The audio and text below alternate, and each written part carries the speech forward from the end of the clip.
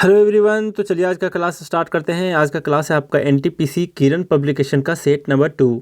अब जरा बात करते हैं कि जो भी इस सेट नंबर 2 को देख रहे हो आपको 1 को देखना ही चाहिए। क्यों देखना चाहिए? क्योंकि मैं बहुत ज़्यादा डिटेल में सारे कॉन्सेप्ट को बताया हूँ।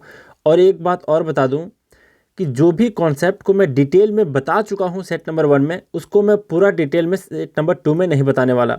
जिसका यूज एक बार हो चुका है, जिसको मैं अच्छे तरीके से बता चुका हूँ, तो बार बार सेम चीज़ को बताना थोड़ा सा टाइम वेस्ट होगा।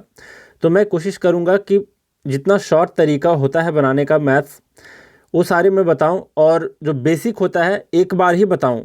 इस वीडियो में भी अगर कोई न्यू क्वेश्चन आता है जिसके लिए बेसिक बताने ज़रूरी हैं तो मैं बेसिक बता दूंगा, लेकिन जो फर्स्ट नंबर सेट में आपको बेसिक बता चुका हूं वो बार बार मैं रिपीट नहीं करूंगा, क्योंकि टाइम इसमें ज़्यादा जाता है, एनर्जी भी जाती है ज़्यादा। तो आप लोग को भी अपना टाइम बचाना है और एग्ज़ाम में कैसे हैंडल करने हैं क्वेश्चंस को, उस तरीके को मैं बताऊंगा। वैसे मुझे आते बहुत सारे तरीके हैं, तो कोशिश करूंगा कि वही तरीके को बताऊं जो आप एग्ज़ाम में यूज़ करो।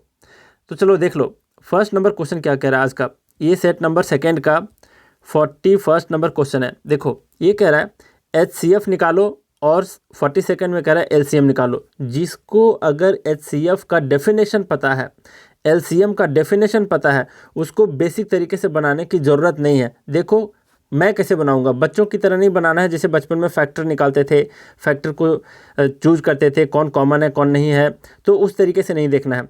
आपको सीधा ऑप्शन से जाना है। कैसे करोगे? ऑप्शन में चेक। HCF का मतलब होता है हाईएस्ट कॉमन फैक्टर, और जब भी HCF निकालने के लिए पूछे तो हाईएस्ट, हाईएस्ट का मतलब इन चारों ऑप्शन में हाईएस्ट से सिलेक्ट करना है आपको।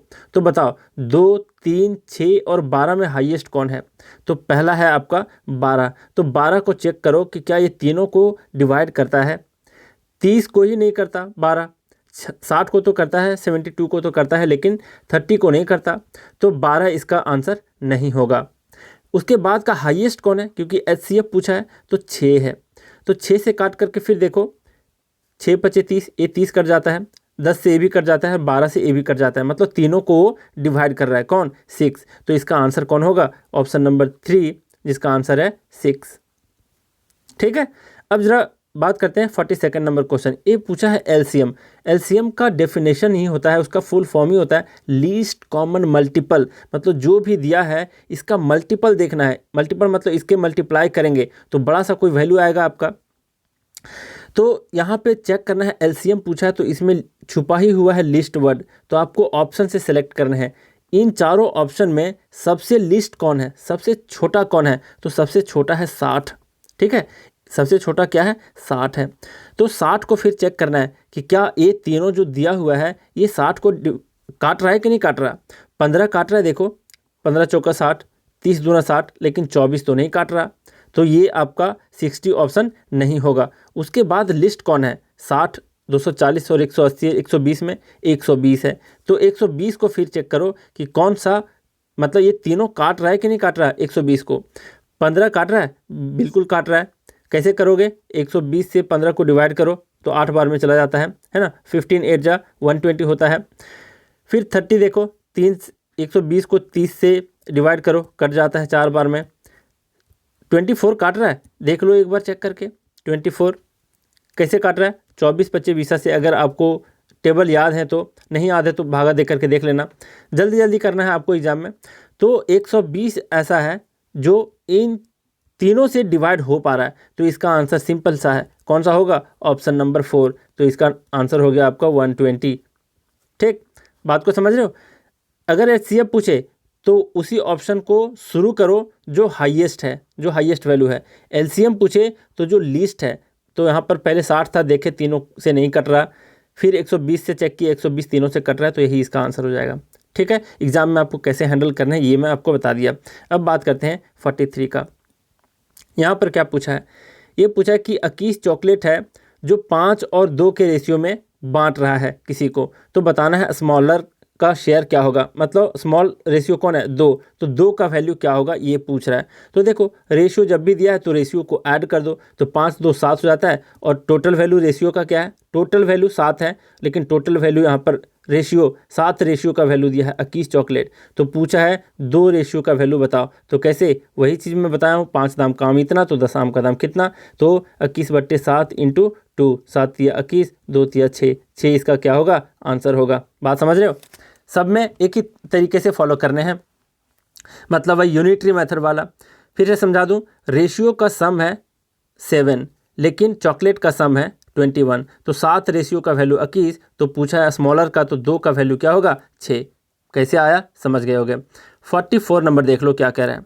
ये कह रहा है Mahima secured 126 marks in a test out of 175।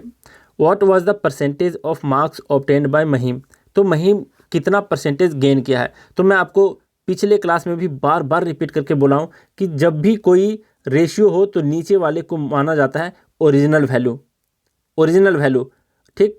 और जो चीज़ भी ज्ञात करने बोले वो उसको ऊपर में रखा जाता है। और अगर परसेंटेज निकालने की बात कहे तो 100 से उसको मल्टीप्लाई कर दिया जाता है, वही उसका क्या होता है, आंसर। तो बताओ 172 ओरिजिनल है या फिर 126। तो जो ओरिजिनल वैल्यू है वो टोटल मार्क्स को माना जाता है, वो तो चेंज होगा नहीं। तो यहाँ पर 175 पुट करो। वो गेन कितना किया है, 126 मार्क्स। इसको कैलकुलेट कर दो, परसेंटेज आपका निकल जाएगा। काटोगे तो यहाँ से 25 चौका 100 और यहाँ पे 25 अट्ठे 25 सत्ते, है ना, 7 से कट रहा है यहाँ पर। फिर ये भी कटेगा आपका 7 से, तो 7 एकम 7, 5 सत्ती अट्ठी 56, 18 चौका 72%। ये इसका आंसर हो गया 72%। ठीक है, नीचे में हमेशा ओरिजिनल वैल्यू रखना है, कोई भी काम आपका आसान हो जाएगा। इस चीज़ को, पॉइंट को ध्यान में रखना अपने दिमाग में। अब 45 नंबर क्या कह रहा है, देखो। टाइम एंड वर्क के क्वेश्चन को करने के बहुत सारे तरीके होते हैं, सबके सब आपको आने चाहिए। क्यों? क्योंकि सबके सब अगर मेथड आपको नहीं आता है तो आप टाइम ज़्यादा लगा दोगे एग्ज़ाम में। तो 2-3 मेथड एटलीस्ट, तो 2-3 मेथड आने ही चाहिए टाइम एंड वर्क में। तो देख लो, इसको मैं बताऊंगा दोनों मेथड से। यहाँ पे कह रहा है कि एक पर्सन है जो किसी काम को 48 मिनट में कर रहा है, कोई दूसरा पर्सन बी है जो सेम काम को 60 मिनट में कर रहा है। बोल रहा है दोनों अगर मिल करके काम करेंगे टुगेदर तो कितना वक्त ये लगाएगा। इस क्वेश्चन को क्या करते हैं लोग, जैसे हर कोई अभी सिखाते आए हैं कि ए है यहाँ पे, बी है यहाँ पे, ये 48 मिनट का वक्त लेता है और ये लेता है आपका 60 मिनट का वक्त। फिर क्या करते हैं, ये डे है, डे को लिखते हैं। टोटल वर्क को निकालने के लिए क्या करते हैं, ये दोनों का एलसीएम लिया जाता है। आप इन दोनों का एलसीएम लेते ही रहोगे तो आपका टाइम चला जाएगा और बगल वाला बंदा जो आपके बाजू में बैठा होगा वो आपसे पहले करके एग्ज़ाम बैठ चुका होगा।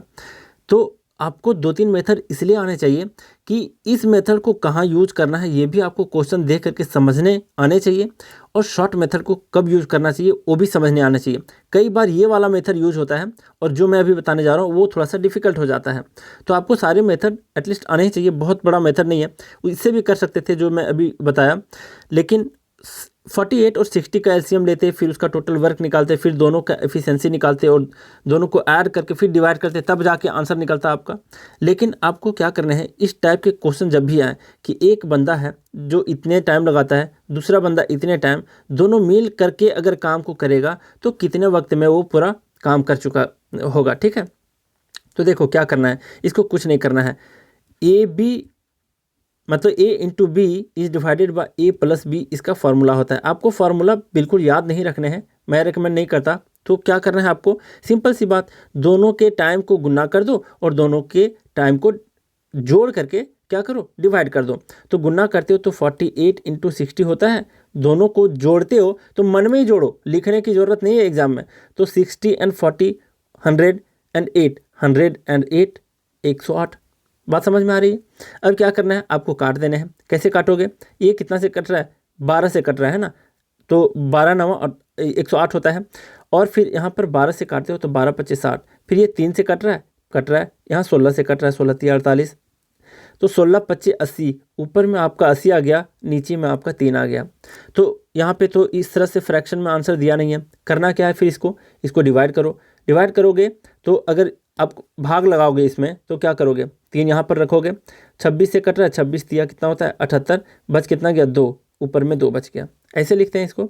अब मैं थोड़ा सा एक बेसिक कॉन्सेप्ट बताता हूँ, क्योंकि इससे रिलेटेड क्वेश्चन पूछे जाते हैं एग्जाम में, जो काफ़ी लोग क्या करते हैं, गलत कर देते हैं। क्या करते हैं, जैसे वो एग्जाम में होता क्या है, इस तरह से 3-4 फ्रैक्शन दिया रहता है कि 26 पूर्णांक 2/3 और 29 पूर्णांक 5/7, ऐसे करके एग्जाम में दिए जाते हैं और कहा जाता है उसको जोड़ने के लिए कि आप जोड़ो, तो आप क्या करते हो, कंफ्यूज कर जाते हो। तो जो मैं कॉन्सेप्ट अभी बताने जा रहा हूँ इस फ्रैक्शन से रिलेटेड, याद रखना, ये कभी नहीं भूलोगे। इसको आप लिख सकते हो 26.2/3 को 26 + 2/3। जिसको आती है ये चीज़ वो तो ठीक है, अगर नहीं आती तो आज सीख लो कि अगर कोई भी पूर्णांक में ऐसा हो 26.2/3 तो इसको 26 + 2/3 लिखा जाता है। इसको फिर से तोड़ोगे फिर यही चीज़ आएगा और आप वापस आपका 80/3 आएगा। ठीक, अब देखो ये 26 मिनट है और ये भी क्या है, 2/3 मिनट है, राइट। वैसे 26 से देख के ही आपको समझना चाहिए कि ये आंसर इसका क्या होना चाहिए, 26 वाला, जिसके ऑप्शन में 26 है।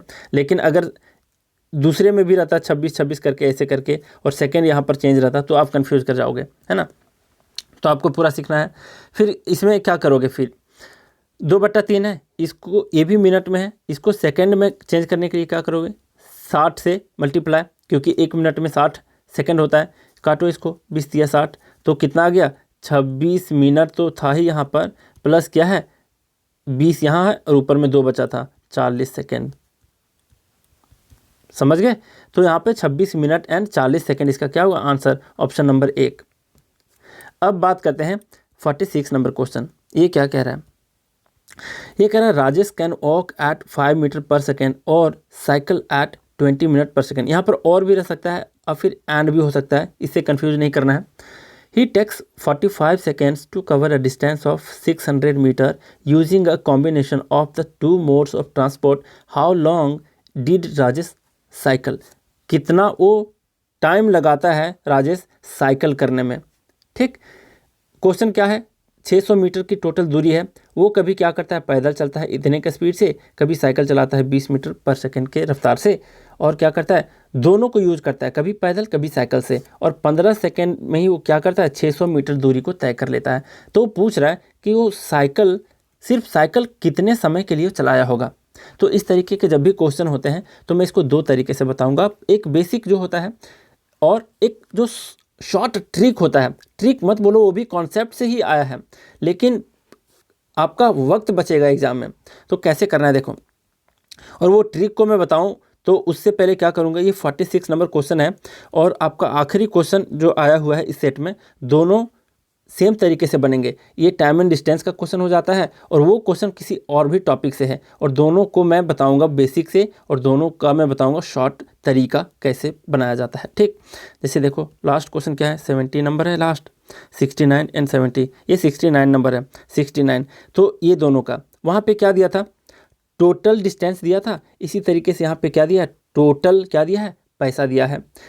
147 स्टाम्प कोई खरीदता है, स्टाम्प का मतलब अगर नहीं समझते तो समझ लो, स्टाम्प के जगह में मैंगो खरीद लिया, कुछ भी खरीद लिया, 147 मैंगो खरीद लिया, कुछ 60 पैसे के खरीदा, कुछ 35 पैसे के, टोटल रुपया इतना इन्वेस्ट किया। तो पूछा है कि 35 पैसे वाला स्टाम्प कितना खरीदा है। जैसे उसमें था कि कुछ साइकिल से चला, कुछ पैदल चला, तो पूछा था क्या कि साइकिल से कितने देर के लिए चला, जबकि टोटल वहाँ डिस्टेंस दे रखा था। तो दोनों का कॉन्सेप्ट सेम है, दोनों को मैं एक ही तरीके से बताऊंगा, आप अच्छे से समझने की कोशिश करना। 69 एंड जो अभी करंट क्वेश्चन था उसको एक साथ बताऊंगा, दोनों के तरीके भी बताऊंगा और दोनों के बेसिक मेथड भी, दोनों को समझना। हर एक चैप्टर में यूज कर सकते हो, चाहे क्वेश्चन कैसे भी घुमा के पूछ दे। कहाँ गया वो 46 नंबर, यही था आपका, देख लो।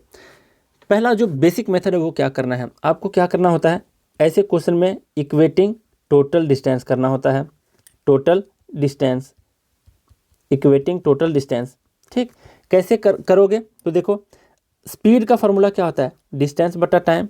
अगर डिस्टेंस फाइंड आउट करना है तो क्या करोगे, डिस्टेंस को यहीं रखो और ये यहाँ पर मल्टीप्लाई हो जाएगा, तो distance is equal to speed into time होता है। करेक्ट, यहाँ से करेक्ट है आपका। टोटल डिस्टेंस यहाँ पे क्या है 600, तो इक्वेट करने चले हैं हम क्या डिस्टेंस को, तो 600 टोटल है, इधर इधर रखे, इक्वल के इधर, इक्वल के उधर क्या करेंगे, दोनों जो वॉकिंग करके जितना डिस्टेंस कवर किया और जो साइकिल चला करके डिस्टेंस को कवर किया, दोनों को ऐड करेंगे तो टोटल डिस्टेंस आएगा आपका, है ना। पूछा क्या है, कितने देर तक वो साइकिल किया था, कितने देर साइकिल से चला था। तो साइकिल से मान लो कि वो t सेकंड चला था, कितने सेकंड चला था, t सेकंड, बेसिक बता रहा हूँ। ठीक, तो साइकिल से t सेकंड चला था, तो डिस्टेंस कितना होगा, स्पीड इंटू टाइम। टाइम तो मान लिया t, स्पीड इसका क्या है साइकिल का, तो साइकिल का स्पीड है 20, तो यहाँ पे क्या करोगे 20 इंटू टी लिखोगे, यही इसका डिस्टेंस हो गया साइकिल से। फिर प्लस करोगे, जोड़ोगे कि दोनों कितना वक्त लगाया है। 5 मीटर पर सेकंड से क्या किया, वॉक किया है, तो 5 मीटर रखो। अब बताओ टोटल समय कितना लगाया था, 45 सेकंड। 45 में आप बोल दिए कि 45 में टी टाइम लगाया था वो साइकिल करने में, तो बचा हुआ टाइम क्या होगा, बचा हुआ टाइम वो वॉकिंग किया होगा, तो बचा हुआ टाइम कितना है 45 माइनस टी, यही बचा हुआ टाइम है।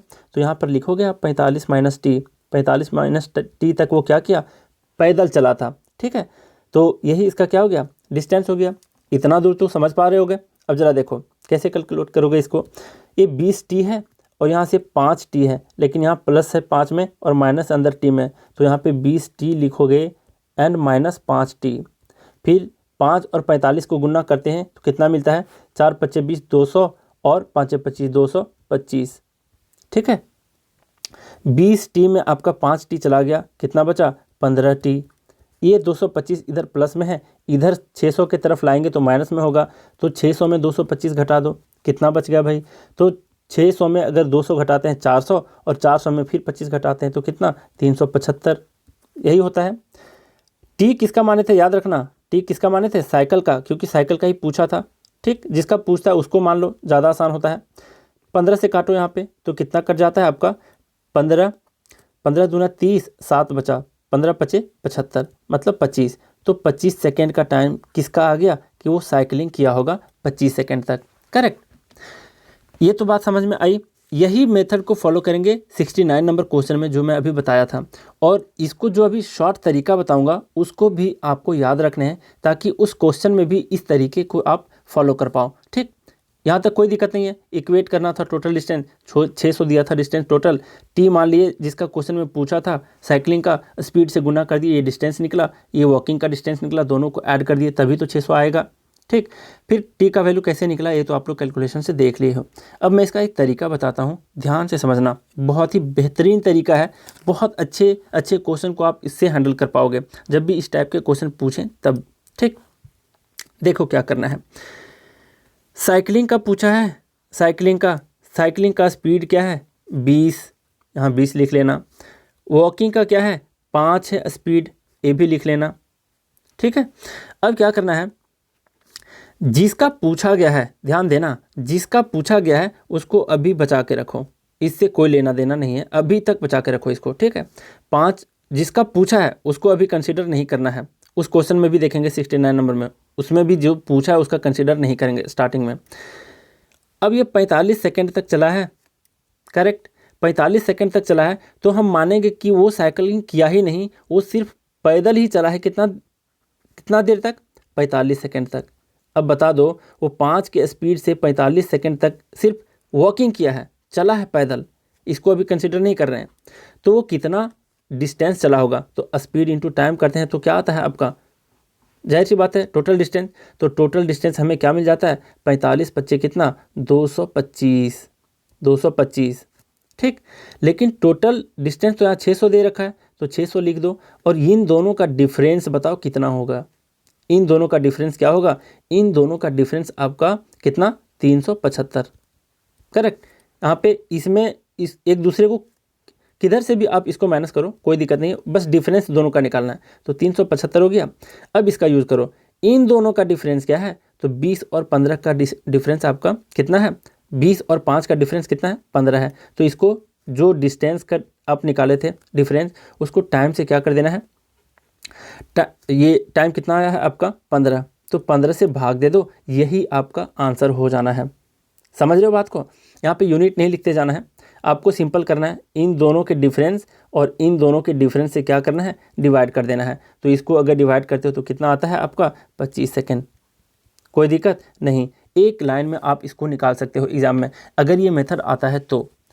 आप वीडियो को बैक करके देख लेना अगर बात नहीं समझ में आई। फिर से एक बार दोहरा देता हूँ, 20 सेकेंड वाला पूछा था, साइकिल वाला पूछा था, तो साइकिल की स्पीड 20 थी, 5 वॉकिंग की स्पीड थी। कंसीडर करना है कि जो पूछा है उसको अभी रहने देना है, जो नहीं पूछा है मतलब वॉकिंग को नहीं पूछा है, तो वॉकिंग वाले से ही टोटल टाइम मतलब 45 सेकंड का टाइम लगा लिया है सिर्फ वॉक करने में, टोटल डिस्टेंस 225 आ गया। जो क्वेश्चन में दिया है टोटल डिस्टेंस उसका डिफरेंस निकाल लेना है और फिर लास्ट में इन दोनों का डिफरेंस से इसको भागा दे देना है, आंसर आ जाएगा आपका। अगर आपको इतना नहीं लिखना है तो सिंपल आप दिमाग में भी लगा सकते थे क्या, अच्छा 5 और 20 का डिफरेंस कितना है, 15 है, तो लास्ट में हमको 15 से ही डिवाइड करना है। ठीक, अब क्या करना है, पूछा था साइकिल का तो साइकिल का भी छोड़ देना है, इसको कंसीडर करना है कि टोटल ये चला है वॉकिंग ही किया है, तो 45 पच्चे 225 और 225 और 600 का डिफरेंस कितना आता है, तो 375। मन में ही निकाल सकते थे 375, जिसके स्पीड काफ़ी होते हैं गुना भाग करने में, सिंपल वो करता 325/15, फिर यहाँ 25 से भाग दे देता, सीधा आंसर मार देता 25। इतना से ज़्यादा रफ करने की ज़रूरत आपको नहीं पड़नी चाहिए एग्ज़ाम में, इतना स्पीड आप अपना बढ़ा लो। बात समझ में आ गई होगी। अब 69 नंबर क्वेश्चन को सेम तरीके से करते हैं, बेसिक से भी करते हैं, ताकि आपको पता चले कि एक ही मेथड को डिफरेंट चैप्टर में कैसे यूज करते हैं। ठीक है, ये मेरा पर्पस है बताने का। ये ज़रा देखो, यहाँ पे क्या पूछा था, वहाँ पे टोटल डिस्टेंस हम लोग क्या किए थे, इक्वेट किए थे। यहाँ पे टोटल रुपया क्या करेंगे, इक्वेट करेंगे। अब यहाँ पे पैसा पैसा दिया हुआ है दोनों जगह, तो हम क्या करेंगे, पैसा ही इसको भी बना लेते हैं। तो 6820 पैसा हो गया आपका, 6820 पैसा इक्वेट करो। तो मान लिया जाए पूछा किसका है, पूछा है कि 35 पैसे वाले को कितना नंबर था, मतलब कितने की संख्या में 35 पैसे को खरीदा गया था, 35 पैसे वाले रेट वाले स्टाम्प को। तो मान लेते हैं कि 35 वाले को x नंबर में खरीदा गया था, ठीक है, लेकिन टोटल बोला है 147, तो बच कितना गया, बच गया आपका 147 माइनस एक्स तो खरीद लिया है, तो बच कितना गया 147 माइनस एक्स। तो 147 माइनस एक्स जो नंबर बचा है वो कितने पैसे से खरीदा गया होगा, 60 पैसे के रेट से। दोनों को ऐड करेंगे तभी तो टोटल रुपया मिलेगा हमको। तो 60 पैसे से क्या करो, गुना कर दो। इसको कन्वर्ट कर लिए हैं पैसा में ही, 68.20 को 147 कट गया ये पूरा। चलो फिर से लिख देता हूँ, यहाँ पे कितना है 6820 पैसा है, इक्वेट करना है। जिसको पूछा था उस क्वेश्चन के हिसाब से उसको क्या करना है, एक्स मान लेना है, जैसे वहाँ टी मान लिए थे, तो 35x हो गया। प्लस करना है, रुपया निकालना है, तो 60 पैसे वाले फिर कितना आ जाता है, टोटल 147 था, x तो मैंने 35 पैसे वाले को दे दिया, बच कितना गया 147 माइनस एक्स। ये है आपका बेसिक मेथड। इसको कैलकुलेट करो, ये 35 माइनस एक्स आ गया, 35x आ गया, फिर प्लस कितना, प्लस नहीं होगा यहाँ माइनस होगा, क्योंकि यहाँ पे प्लस है और यहाँ पे आखिरी में माइनस है, तो माइनस 60x लिख लेते हैं। फिर प्लस कितना बच जाता है 147 इंटू 60, ये होता है 35 में 60x घटा दिए, कितना हो गया 25x, लेकिन माइनस में क्योंकि 60 यहाँ पे बड़ा है। 147 इंटू 60 करोगे कितना आ जाएगा आपका, तो मल्टीप्लाई कर दो और फिर इधर लाओगे तो माइनस में आ जाएगा।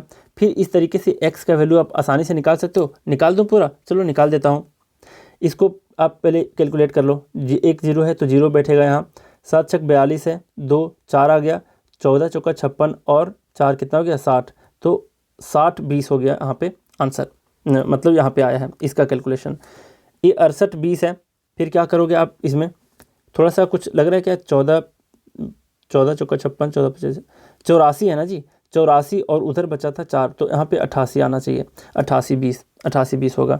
इधर इसमें माइनस करते हो तो कितना होता है, माइनस में फिर आएगा कितना, 68-20 में 88-20 गया तो 8-20 कैंसिल कर दो, 6 और 2 मतलब 2000 बच गया, तो 2000 बचा, माइनस में होगा क्योंकि इधर ये बड़ा है, उधर जाएगा तो माइनस में होगा। 25 से काट दो, 25 8 200, तो x का वैल्यू कितना आ गया 80 आ गया, 80 हो गया इसका आंसर। इतना तो समझ गए होगे। अब क्या करना है, अब मुझे सीखना है क्या, इसका आंसर 80 होगा, 4th नंबर ऑप्शन। अब उसी मेथड से सीखना है, बेसिक वाले मेथड से, बेसिक नहीं वो शॉर्टकट मेथड सीखना है, बेसिक तो बता दिया हूँ, दोनों क्वेश्चन को एक ही तरीके से। अब ज़रा देख लो इसमें क्या करना है, कैसे लगाना है, ये ज़रा देखो। पूछा किसका गया है 35 पैसे वाला, तो 35 पैसे वाले को क्या करना है, अभी साइड में रखना है। डिफरेंस कौन दोनों का डिफरेंस करना है, ये दोनों के डिफरेंस से लास्ट में क्या करना है, भाग देना है। तो 60 और 35 पैसे का डिफरेंस कितना है 25 है, तो लास्ट में 25 से क्या करना है, भाग देना है। अब किसका डिफरेंस फाइंड आउट करना है, टोटल रुपये का। तो यहाँ 68-20 हो गया, तो पैसा ही मान लो क्योंकि ये भी आपका पैसा ही है, तो पैसे में कन्वर्ट कर लो, तो 80-20 हो गया, 68-20 हो गया ये। अब दूसरा कहाँ से फाइंड आउट करना है, तो मैं बताया था कि जिसका पूछा गया है उसको कंसीडर नहीं करना है, जिसका नहीं पूछा गया उसको, तो जो नहीं पूछा गया वो 60 पैसे वाले को नहीं पूछा गया, तो क्या कंसीडर करेंगे कि पूरा 147 का 147 खरीदा गया है 60 पैसे के रेट से। तो टोटल पैसा कितना कलेक्ट होगा, मान लो एक का 60 पैसा दाम है, तो 147 का कितना होगा, 147 इंटू 60, 147 इंटू 60 कैलकुलेट करोगे तो आपको 88-20 मिलेगा जैसे पहले मिला था। तो बता दो 68-20 और ये 88-20 का डिफरेंस क्या है, वही यहाँ ऊपर में आएगा आपका, तो 2000 हो जाएगा, यहाँ काटोगे 25×8 = 200, ये इसका 80 आंसर हो जाएगा, 4th नंबर। इतना शॉर्ट है, बात समझ रहे हो। मतलब जिसको पूछा है उसको नहीं कंसीडर करना, जो नहीं पूछा मतलब 60 वाले को नहीं पूछा था तो टोटल कंसीडर करना है कि 60 पैसे वाले को ही खरीदा गया है 147 स्टाम्प 60 पैसे के रेट से, तो टोटल पैसे हमें 88-20 मिलेगा। क्वेश्चन में जो दिया है उसको क्या करना है, उन दोनों का डिफरेंस निकालना है, तो 2000 मिलेगा, और जो 60 पैसा और 35 पैसा है उसके डिफरेंस से डिवाइड कर देना है, वही आपका आंसर होता है। ये मेथड मन में करने का है, आया वही बेसिक चीज़ से है, जो एक्स मान के कर रहे थे उसी चीज़ से आया हुआ है, आप नोटिस भी किए होंगे इस चीज़ को। तो शॉर्ट करने का ना कॉन्सेप्ट तो वहीं से आपका निकल के आता है, इतना दूर आप लोग समझ गए। अब बात करते हैं नेक्स्ट क्वेश्चन 69 में दोबारा नहीं बताऊंगा, ठीक है, क्योंकि ये बाद में भी मिलने वाला है, दोनों का कॉन्सेप्ट सेम था इसलिए एक साथ बता दिया। अब हम लोग बात करते हैं क्वेश्चन नंबर 46 कर लिए ना, हाँ। अब 47 की बात है। ये जो क्वेश्चन है ये कह क्या रहा है, इस जरा समझो। ये कह रहा है the length width and height of a room are in the ratio 5:4:2 if the length is increased by 20%। मतलब पहले कुछ और था, लेंथ यहाँ पे 5 दिया हुआ है, तो 5 से 20% बढ़ गया है, एंड द विड्थ बाय 25%, और ये जो 4 वाला पार्ट है रेशियो में वो 25 से क्या हुआ, बढ़ गया है, जबकि हाइट जो है वो रेड्यूस हो गया, घट गया कितने से, 25% से। पूछ रहा है कि इनिशियली इन तीनों रेशियो को यूज़ करके जो भी आपका आएगा किसका, 4 वॉल्स का एरिया, उससे बाद में घट बढ़ करके जो यहाँ परसेंटेज घट बढ़ रहा है उसका जो एरिया आएगा उन दोनों में कितने का फ़र्क पड़ेगा, ये पूछ रहा है, ठीक है। कितने का फ़र्क पड़ेगा ये इसके हिसाब से, मतलब ऑप्शन के हिसाब से। ज़रा देखो, जिसको भी यहाँ पे रेशियो और परसेंटेज से खेलना आ गया ना, तो समझो कि सारे एग्ज़ाम आप बहुत ही अच्छे तरीके से कर पाओगे। ज़रा देखो, इस पोर्शन में मैं इतने को यूज़ नहीं करूँगा, फिर भी आंसर बन जाएगा आपका।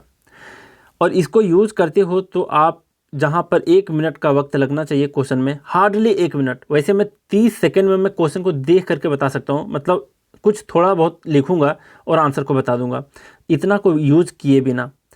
जैसे इसको अगर बेसिक यूज़ करते हैं तो लोग कैसे करते हैं, इसको मान लेते हैं 5 का 5 ही मान सकते हैं, फिर 50, 40 और 20 मान लेते हैं ताकि इसका परसेंटेज निकालने में आसानी हो।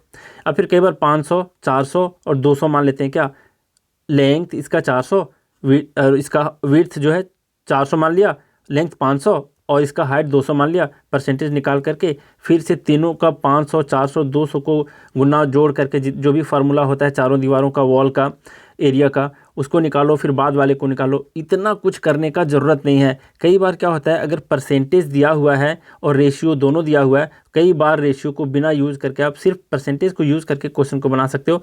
कई बार कई क्वेश्चन में ऐसा होता है कि रेशियो को यूज़ करके ही आप आसानी से बना सकते हो। तो यहाँ पर क्या करेंगे हम लोग, इस टाइप के जब भी क्वेश्चन आए आप रेशियो को इग्नोर कर दो, इस वाले रेशियो को, इस टाइप के क्वेश्चन बोल रहा हूँ, सारे क्वेश्चन में मत इग्नोर कर देना। तो इस रेशियो वाले पार्ट को हम लोग क्या करेंगे, इग्नोर कर देंगे, सिर्फ किसका यूज़ करेंगे, परसेंटेज को यूज़ करेंगे, आसान हो जाएगा आपका आंसर निकालना। देखो, सबसे पहली बात कि आपको चारों दीवारों का जो एरिया होता है वो आना चाहिए कि इसका फार्मूला होता है क्या है। तो चारों दीवारों का एरिया जो होता है वो होता है 2 × L + B × H। लिख लो अगर जिनको नहीं आता है, मतलब ये एरिया ऑफ 4 दीवार यहाँ पे लिख लेना, और 4 वॉल्स ऐसे करके। तो ये 2 × L + B × H, L है यहाँ पे लेंथ, B है विड्थ, H है यहाँ पर हाइट। तो इस फार्मूला को आप ध्यान में रखना। और दूसरा चीज़ इसमें क्या ख्याल रखना है, पहले फार्मूला लिख देता हूँ यहाँ पे आसानी से देख लो। 2 × L + H है, इसको याद रखना। कैसे यूज़ करेंगे, 20% को आप लिख सकते हो 1/5, कोई दिक्कत नहीं। 25% को लिख सकते हो 1/4, क्योंकि 25 चौका 100 होता है, इतना तो सबको आता होगा। 25% को लिख सकते हैं 1/4, बिल्कुल लिख सकते हैं। और नीचे वाले वैल्यू को हमेशा मैं क्या मानने बोलता हूँ, ये ओरिजिनल वैल्यू होता है। जो भी घटना बढ़ना होता है वो ऊपर वाला घटता बढ़ता है, ठीक। इतना तो सबको ख्याल होगा ना। अब ज़रा देखो इसमें क्या करते हैं, यहाँ पे आप L लिख लो, L, यहाँ पे B लिख लो, यहाँ पे H लिख लो, तीनों को कैलकुलेट करो। देखो कैसे, यहाँ पे इनिशियल वैल्यू लिख सकते हो, यहाँ पे फाइनल वैल्यू, मतलब पहले ओरिजिनल क्या था, बाद में घट बढ़ के क्या होता है उसको लिखते जाना है। यहाँ पे क्या करना है, देखो L है 20% से क्या हो रहा है, बढ़ रहा है, इंक्रीज की बात क्या है। तो ओरिजिनल क्या है यहाँ पे 5, तो ओरिजिनल के जगह में इनिशियल के जगह में ओरिजिनल इनिशियल बात एक ही है, 5 रखेंगे। ये ऊपर वाला क्या होगा, बढ़ेगा, मतलब 1 यहाँ ऐड होगा, तो बाद में जा करके ये 6 हो जाता है। फिर यहाँ पे ओरिजिनल आपका विड्थ 4 है, 4 से फिर यहाँ बढ़ने की बात कह रहा है, तो एक ऊपर वाला क्या होगा आपका ऐड हो जाएगा, तो यहाँ 5 हो जाएगा, 4 1 5। फिर हाइट लेकिन बोल रहा है रेड्यूस हो रहा है, घट रहा है, मतलब यहाँ पे 1/4 है, 4 ओरिजिनल है, बाद में क्या हो रहा है, घट रहा है, तो घट रहा है, तो यहाँ पे 1 घट रहा है, तो 1 घटेगा तो यहाँ पे कितना बचेगा, 3 बचेगा आपका, ठीक। 4 से 1 ऊपर वाला ये यहाँ पर घट रहा है, तो यहाँ पर 3 होगा, 4 से 1 गया कम हुआ तो 3 हुआ। अब ज़रा देखो ये इनिशियल क्या आएगा इन तीनों को यूज़ करके एरिया, और ये फाइनल वैल्यू क्या आएगा आपका इन तीनों को यूज़ करके एरिया। तो एरिया में बताया 2 × L + B × H, तो L यहाँ पे 5 है और B यहाँ पे क्या है 4 है और H यहाँ पे 4 है। इन तीनों को यूज करके एरिया निकालो। अब जरा देखो इसमें आप 2 को इग्नोर कर सकते हो, क्योंकि इन दोनों का रेशियो निकालने जा रहे हैं एक तरह से, है ना। रेशियो जब भी निकाले जाते हैं तो क्या करते हैं, कॉमन चीज़ जो है उसको इग्नोर कर देते हैं, तो यहाँ से 2 यहाँ इग्नोर करते हैं, क्योंकि 2 यहाँ भी आएगा 2 यहाँ भी आएगा, फॉर्मूला में 2 दोनों तो ऐसे ही कट जाएगा आपका, ठीक। तो इन दोनों को हम लोग क्या करते हैं, इग्नोर करते हैं, कॉन्स्टेंट वैल्यू को, कॉन्स्टेंट को इग्नोर करते हैं। अब बताओ 5 है यहाँ पे लेंथ, विड्थ है 4, तो अंदर में 5 + 4 और यहाँ पे गुना होगा क्या H, तो 5 + 4 9 और 9 चौका कितना हो गया 36। बस फार्मूला में इन तीनों को पुट किए हैं, इस तरीके से एरिया निकाल रहे हैं, कंफ्यूज मत करना। अब देखो 6 और 5 को ऐड किए फार्मूला के हिसाब से, तो कितना आया 6 5 11 और 3 से मल्टीप्लाई किए कितना हो गया 33। तो बताओ इनिशियल वैल्यू आपका 33 था एरिया, बाद में सॉरी ये स्टार्टिंग में ओरिजिनल जो था वो 36 आया और बाद वाला वैल्यू आपका 33 है।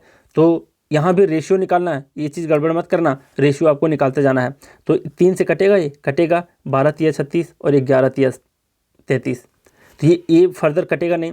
तो 12 था आपका ओरिजिनल वैल्यू, बाद में घट बढ़ करके क्या हो गया 11। बताओ घटा है या बढ़ा है, तो ओरिजिनल से घटा है, कितना घटा है 1 घटा है, कितना पे घटा है, तो ओरिजिनल वैल्यू को क्या रखते हैं नीचे रखते हैं, तो यहाँ पे क्या है 12, लेकिन ये घटा है तो यहाँ पे माइनस लिख देना, मतलब 1/12 का फ़र्क क्या हुआ, इतना का घटा हुआ है माइनस में। तो यहाँ पे दोनों आपका आंसर में दिया है, तीसरा ऑप्शन में यहाँ पे दिया है आपका इंक्रीज 1/12 और यहाँ रेड्यूस में दिया है 1/12।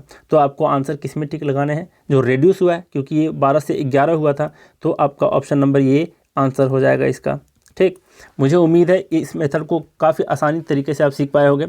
देखो ज़रूरी नहीं है अगर दिमाग में है इनिशियल और IF लिखो, LBH लिखो, इतना कुछ नहीं करना है। एक बार मैं फिर दोहरा देता हूँ, फार्मूला को याद रखोगे दिमाग में, याद रख लेना, नहीं तो मैं फिर से एक बार लिख देता हूँ। फार्मूला क्या होता है, चारों दीवारों का जो एरिया होता है 2 × L + B × H, दोनों इनिशियल और फाइनल का हम लोग रेशियो निकालने जा रहे हैं, तो इस 2 को इग्नोर किया जा सकता है फार्मूला में, ठीक। क्यों किया जाता है बता दिया हूँ। देखो 20% से क्या हुआ बढ़ा है, तो 5 से क्या हुआ, 5 से आपका 20 25 6 20 25 100, 5 से 6 हुआ है, ठीक है।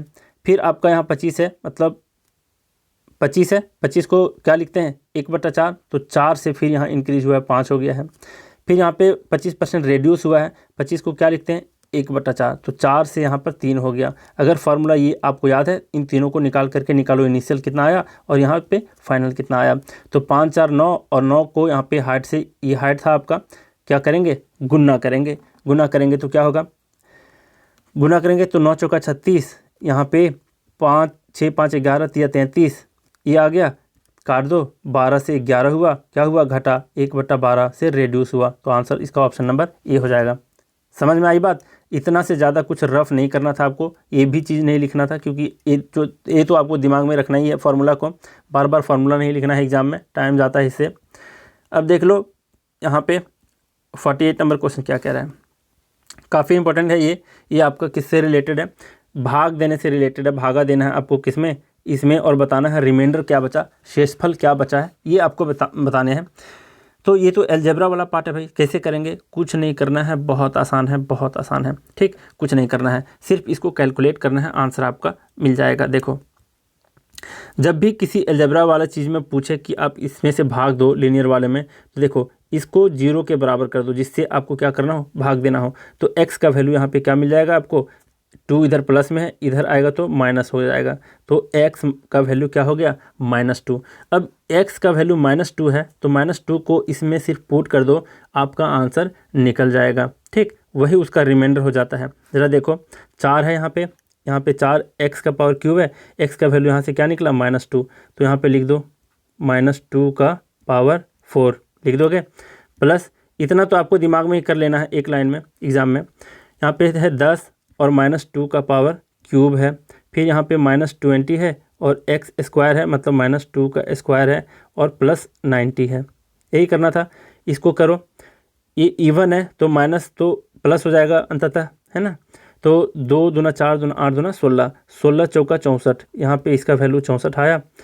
फिर यहाँ माइनस है तो क्यूब है, यहाँ पे ऑड है तो यहाँ माइनस होगा इसका वैल्यू, तो माइनस क्या होगा, 2 का पावर 3 8 होता है, 2 दूना 4 दूना 8, 8 दें 80, लेकिन माइनस में, ठीक।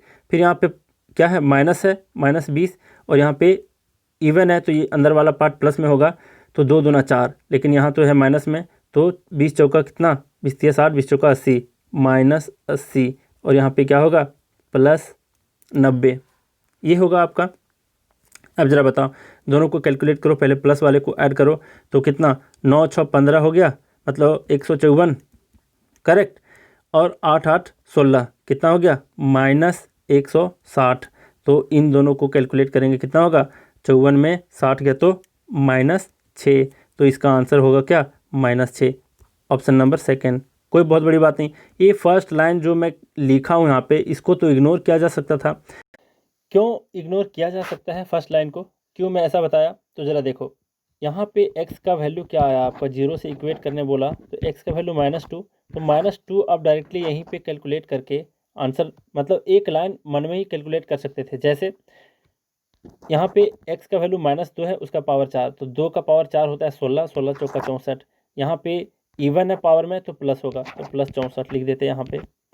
फिर यहाँ पे 10 क्यूब है, एक्स क्यूब का मतलब क्या, ऑड है, तो ये यहाँ पे साइन क्या देता, माइनस में था तो माइनस में होगा, क्योंकि ऑड है आपका 3, तो 2 का पावर 3 कितना, 8, और 10 से 8 से गुना करेंगे तो क्या, -80। फिर यहाँ पे 2 दूना 4 करेंगे, 2 आपका इवन है तो कोई दिक्कत नहीं है, क्या करते, 20 चौका 80 फिर से, और +90, बस इतना लिखते एग्जाम में, कैलकुलेट करते आराम से, ये दोनों 160 दे देता, 9 6 15 154 दे देता, अब -6 आंसर डायरेक्टली टिक मार सकते थे बिना लिखे हुए, एक लाइन आपको सिर्फ ये लिखना पड़ता, ठीक है। अब जरा देखो 49 नंबर क्या कह रहा है, 49 नंबर कह रहा है, ट्रायंगल से है, if the line D is drawn parallel to the base BC of a triangle ABC। देख लो ABC एक ट्रायंगल क्या करना है आपको, इस तरीके से ड्रॉ कर देना है, A B एंड C, बोला है कि BC के पैरेलल, मतलब इसके पैरेलल क्या करना है, एक लाइन खींच देना है इस तरीके से, जो इंटरसेक्ट कर रहा है द अदर 2 साइड, मतलब ये दोनों साइड को क्या कर रहा है, इंटरसेक्ट कर रहा है, कौन वाला लाइन, जो अभी खींचे वो, मतलब D है यहाँ पे ए वाला पॉइंट, और E है आपका ए वाला पॉइंट, ठीक। Then which of the following is the correct equation in for this case. तो देखो ये थोड़ा सा सिमिलैरिटी से आता है, कैसे आता है वो चीज़ आपको उतना भी दिमाग नहीं लगाना है, 2 चीज़ें याद रखो, यहाँ पे एक छोटी सी एक यहाँ पे ट्रायंगल है, छोटा सा ट्रायंगल है, और एक ये बड़ा ट्रायंगल है, दोनों सिमिलर है, कैसे, क्योंकि ये शीर्ष दोनों का क्या है, सेम है, बेस भी दोनों का क्या है, सेम है, तो इस तरीके से आता है, और ये दोनों पैरेलल है। कैसे आता है उतना झंझट नहीं, इसका प्रॉपर्टी सीख लो, 2 प्रॉपर्टी इसका याद रख लेना। पहला क्या, छोटे ट्रायंगल का एक वाला ये side AD is divided bye बड़े वाले ट्रायंगल का सेम साइड वाला साइड, ठीक है। तो ये ए बी हो गया आपका बड़ा वाला के लिए, इज इक्वल टू इस छोटे वाले का इधर वाला ले लो, ए इज डिवाइडेड बाय ये बड़े वाले ट्रायंगल का ले लो ए सी।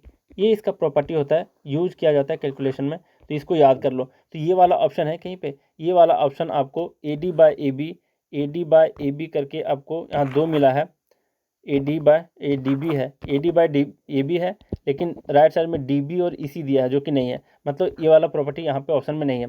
अब क्या करोगे, दूसरा जो होता है इसका प्रॉपर्टी वो भी याद रख लो, मतलब इसको तो याद रखने ही रखने हैं इसको। और दूसरा को कैसे याद रखना है, ये छोटे वाला के लिखो, यहाँ पे देख लो, कलर मैं चेंज कर देता हूँ ताकि देखो, ये छोटा वाला है छोटे वाले ट्रायंगल का, और फिर ये वाला मतलब A D is divided by D B is equal to, फिर से ये छोटा वाला और फिर से ये वाला is equal to A is divided by E C है कहीं option, A D by D B है, ए डी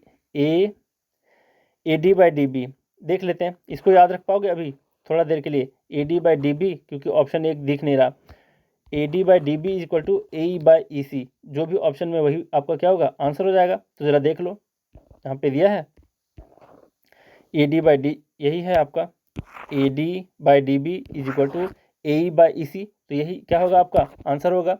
ठीक है, तो इसको नहीं भूलना।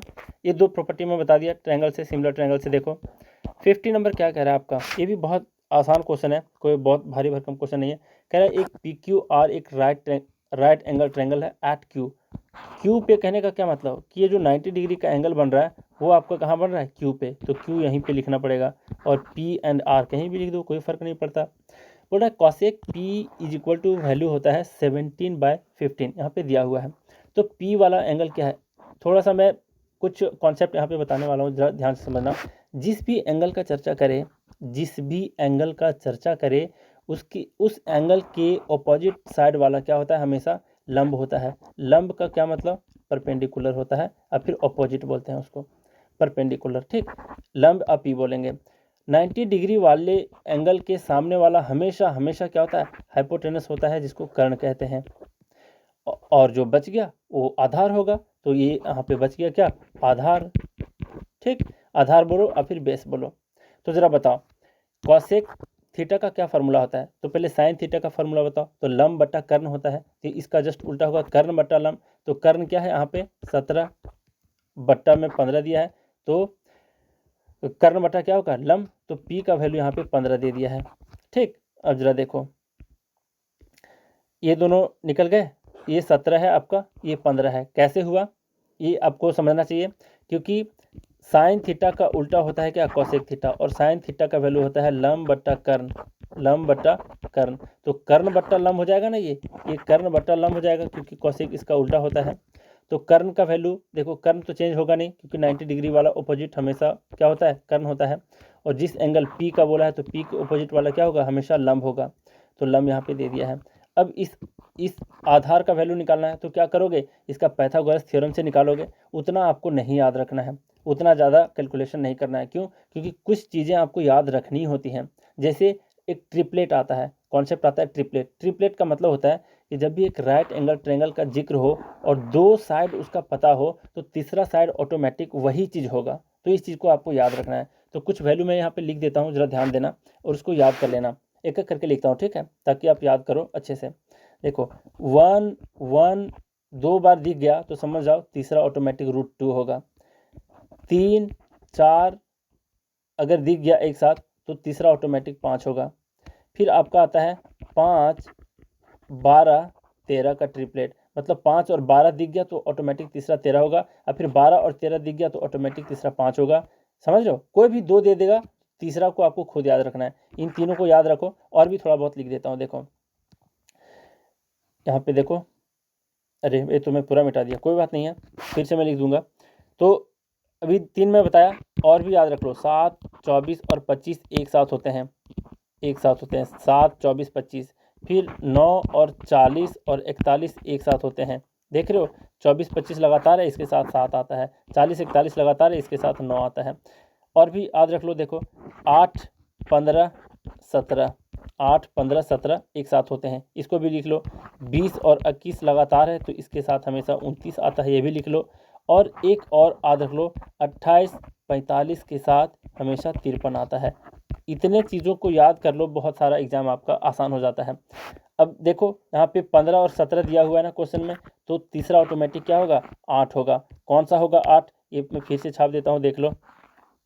ये राइट एंगल ट्रायंगल बोला था क्यू पे, और इसका ऑपोजिट वाला हमेशा राइट एंगल मतलब 90 डिग्री वाले के ऑपोजिट हमेशा क्या होता है, कर्ण होता है, मतलब हाइपोटेनस होता है। कर्ण बोलो या हाइपोटेनस बोलो, दोनों का वैल्यू क्या होगा। और देखो इन दोनों में जो भी अगर एक कर्ण बटा में क्या बताया लंब है ना, हाइपोटेनस बाय परपेंडिकुलर, तो बताओ हाइपोटेनस का वैल्यू यहाँ पे क्या दे रखा है, एच के सामने 17 दे रखा है, ये 17 हो गया। यहाँ पे आपका लंब आया था 15, क्यों, क्योंकि इसको पी माना था, इसको आर माना था। इसके ऑपोजिट वाला कॉसेक पी है, तो पी का जिक्र किया तो पी के ऑपोजिट वाला क्या होगा, लंब होगा। तो ये आपका लंब हो गया और फिर परपेंडिकुलर। तो आपका ये बेस बच गया, बेस ऑटोमेटिक क्या होगा 8, क्यों, क्योंकि ट्रिपलेट याद करके रखें, 8 8 15 17 का ट्रिपलेट हम लोग याद रखे हुए हैं। तो इतना सीख गए। अब जरा पूछा वो क्या कि साइन आर का वैल्यू बताओ, तो इस एंगल की बात कर रहा है, तो इस ऑपोजिट वाला, इसका ऑपोजिट वाला अब साइन के लिए क्या हो जाएगा, लंब हो जाएगा। ठीक, और यहाँ पे क्या होगा, कर्म तो चेंज होगा नहीं, क्योंकि 90 डिग्री के ऑपोजिट वाला कभी चेंज नहीं होता। अब ये बच गया आपका, ये वाला आपका आधार हो गया, क्योंकि ये तो लंब हो गया साइन के लिए। तो बताओ साइन थीटा का फॉर्मूला क्या होता है। साइन थीटा का फॉर्मूला अभी अभी मैं बताया कि लंब बट्टा क्या होता है, कर्ण होता है।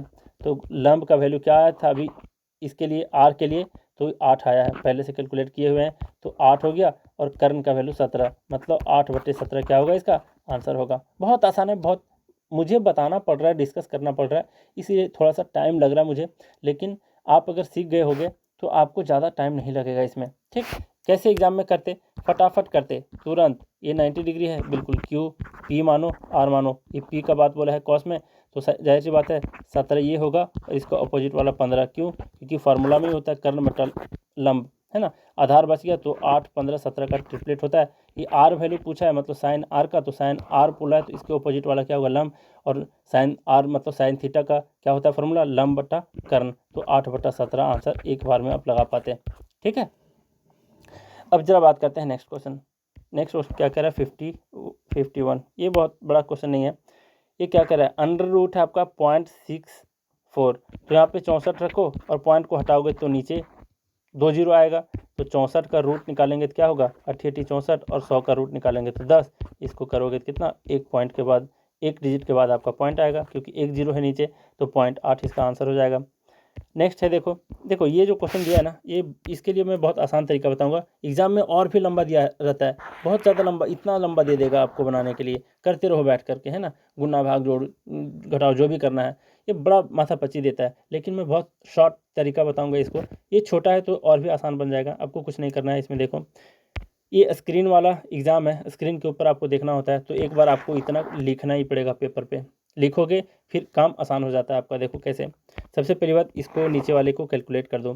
3 एकम 3 में 2 गया तो कितना बचा, 1, 1/3 है, तो इसको भूल जाओ, क्योंकि इसको कैलकुलेट किया तो 1/3 आया। जब भी इस तरीके से रहे 3 बट्टा, ये मेन वाला बट्टा है, ये वाला 1/3, इस 3 को सीधा इस 3 से गुना कर देना है, और कुछ नहीं करना होता। तो इसको इसके साथ गुना करो, इसका 3 से गुना कर दिए, अब इसका काम खत्म। ये 1 है तो बट्टा में किसी का भी 1 रहे तो कोई फ़र्क नहीं पड़ता। तो यहाँ पे 3 3 9 हो गया, और 9 3 12, ऊपर में कितना था 5, नीचे आ गया कितना 12, 5/12 आंसर।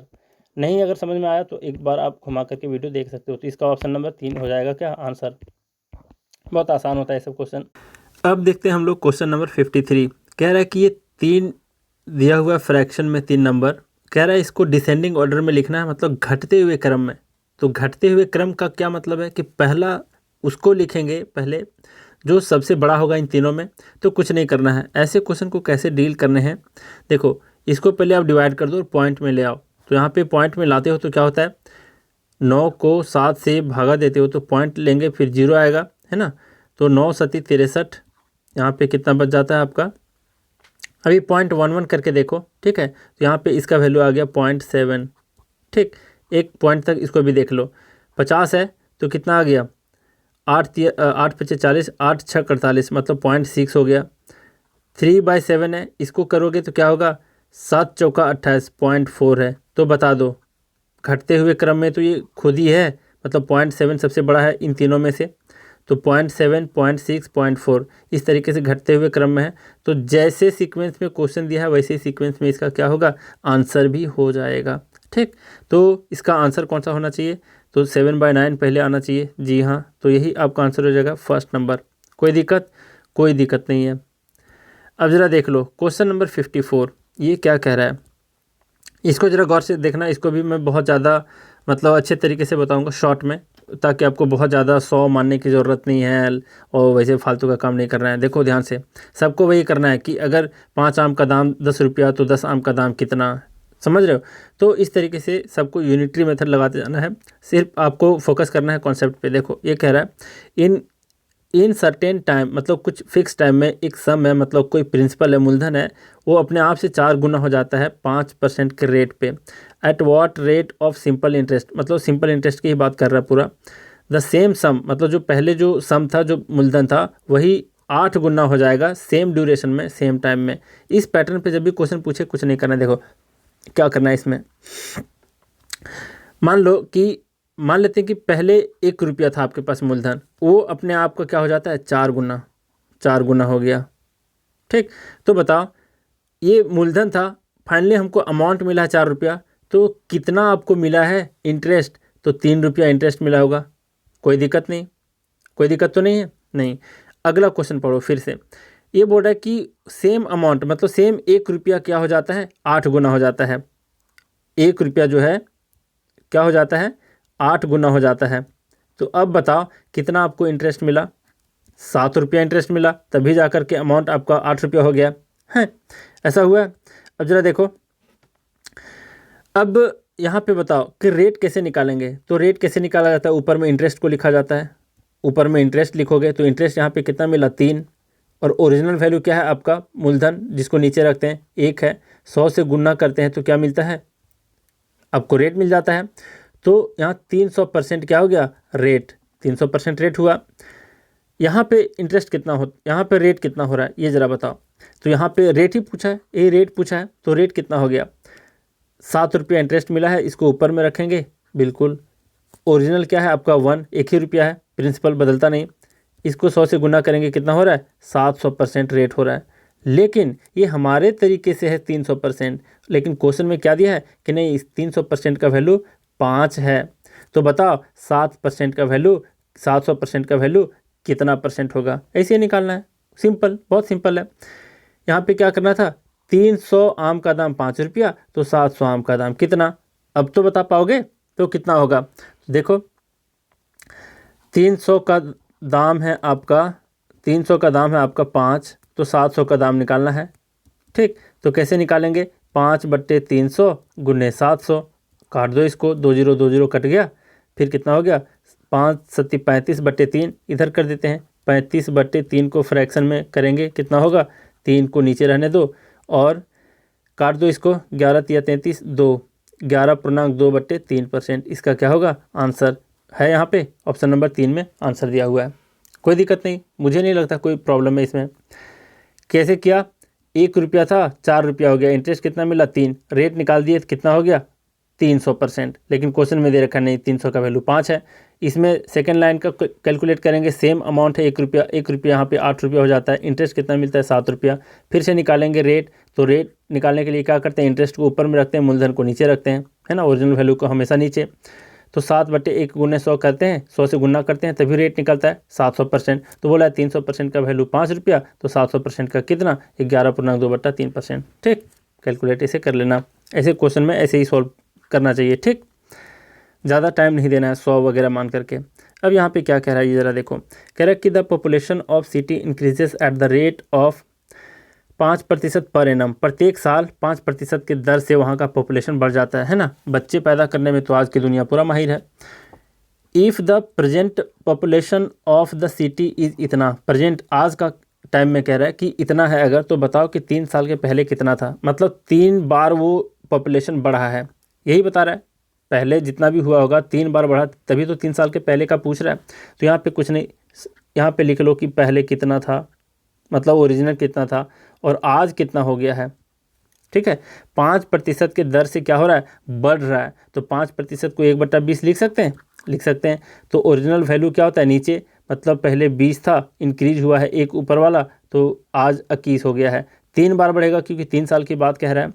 तो फिर से यहाँ 20 लिखो, फिर से यहाँ 21 लिखो, फिर से भी यहाँ 20 लिखो, फिर से यहाँ 21 लिखो।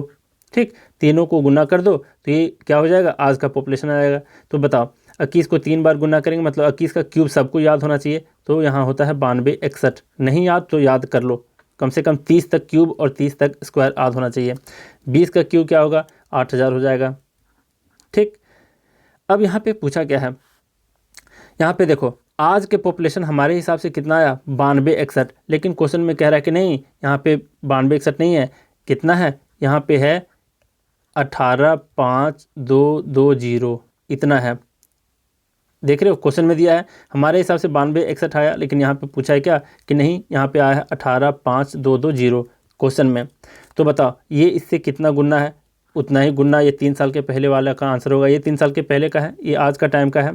तो बताओ इसको काटो जरा, देखो कैसे काटोगे, इसको भागा दे देना ना, कट जाएगा। जैसे यहाँ पे देखो 1 है, इसके लास्ट में 2 है ना, 2 जीरो है, अभी जीरो को इग्नोर करो, सिखा रहा हूँ बेसिक सा। तो इससे 1 से कितना गुना करेंगे कि यहाँ पर लास्ट में 2 आएगा, तो 2 से गुना करने पे आ रहा है। तो 9261 को अगर 2 से गुना करते हो, मतलब 9261 को, तो 18522 आपका आ जाता है। तो ये 2 बार में कटेगा, और एक लास्ट में 0 था तो 20, मतलब ये 20 गुना था इससे। तो इसको भी क्या करना पड़ेगा, 3 साल के पहले वाले में भी 20 से गुना करना पड़ेगा। 20 से गुना करते तो 8 दूना कितना होता है, 16, और 4 जीरो, 3 जीरो पहले से, 1 जीरो इस 20 वाले में। हाँ, तो 1,60,000 अभी क्या होगा, 3 साल के पहले पॉपुलेशन था 1,60,000। ऑप्शन नंबर 3 इसका आंसर होगा। कोई दिक्कत नहीं, बिल्कुल आसान सा क्वेश्चन था। अब जरा देखो नेक्स्ट क्या कह रहा है, ये तो बहुत आसान है, इसमें क्या करना है तो कैलकुलेट करना। ऑफ का क्या मतलब होता है, ऑफ का मतलब होता है गुना, और परसेंट का मतलब क्या, भागा में 100, यही बोल रहा है।